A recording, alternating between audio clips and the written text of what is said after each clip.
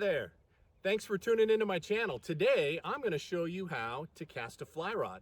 Now, if you're new to the sport, this certainly can be one of the most daunting and sometimes frustrating aspects of the sport. But after watching this video, I hope to give you some advice and some basic fundamentals that'll make it that much easier. Why am I out in this big field? Because this really is the best place to practice, and it's where I started practicing some, well, decades ago. So let's get started. So the first thing I want to show you is how to properly hold your fly rod. There are a couple ways. You can hold it with your thumb just to the side of the cork or on top of the cork.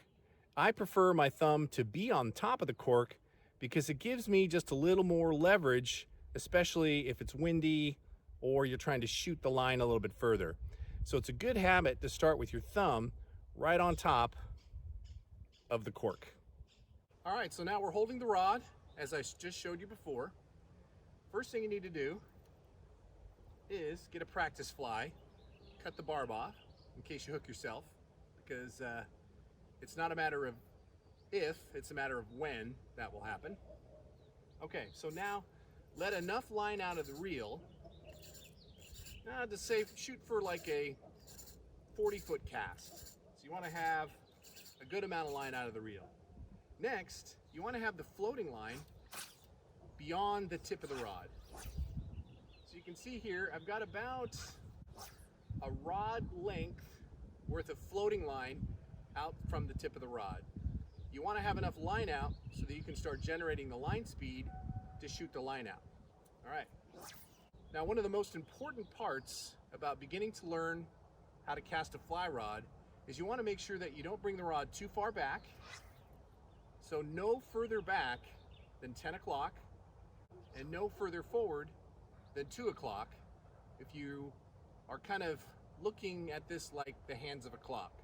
So we're at noon, no further back than 10, no further forward than 2, and that is going to give you the right arc on the line to where it's not stacking up in front of you or hitting the water behind you.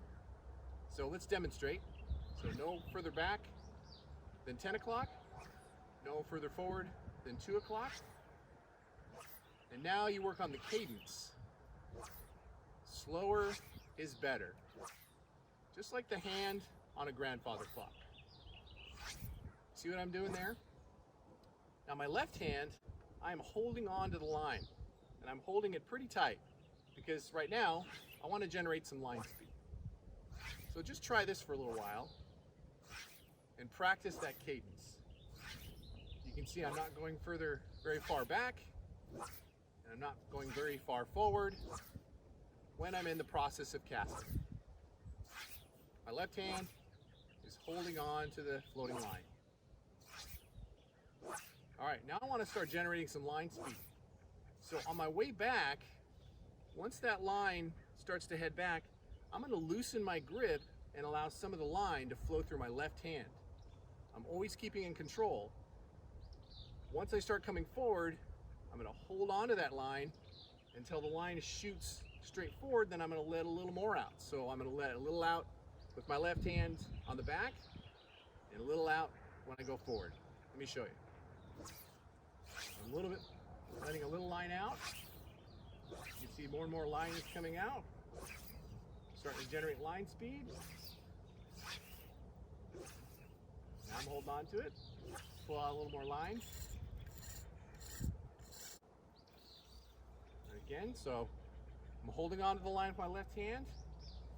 Going back. Nice and easy. Okay, now I'm going to let a little line out on the back cast. A little forward. Get more and more of the line out. And present the fly. Now this next part is equally as important. So when you present the fly, when you're right at the end of that first portion of the cast, when you're right at the end, you want to quickly stop your rod and then slowly set it down to the tip of the water.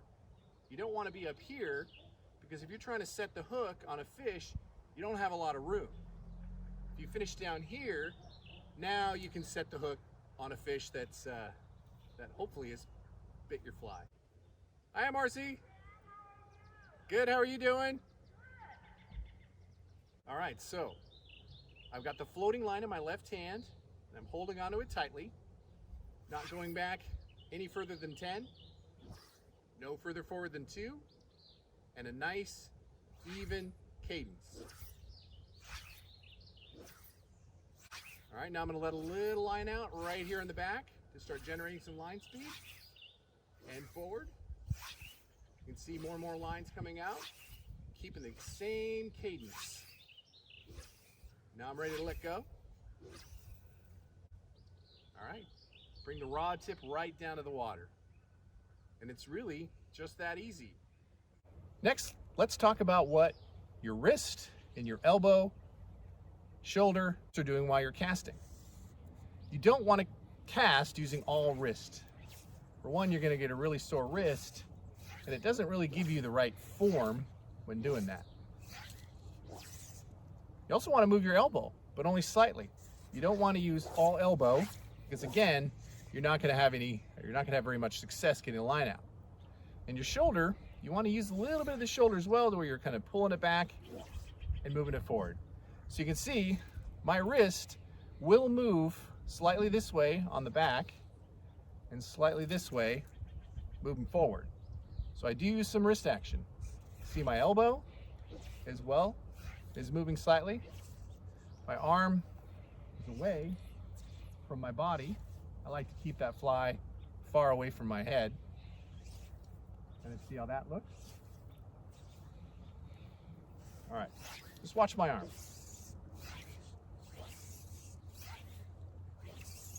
Just like that. And keep practicing this form, and it will become just as easy for you as it is for me. All right, let's look at that again. So, I've got my hand on the rod, thumb on the cork. I've got about 40 feet of line out. I've got about a rod's length of floating line beyond the tip of the rod. And now I'm ready to cast. Arms out slightly. No further back than 2. No further forward than 10. Nice, even cadence. Holding the line firm, the floating line firm in my left hand.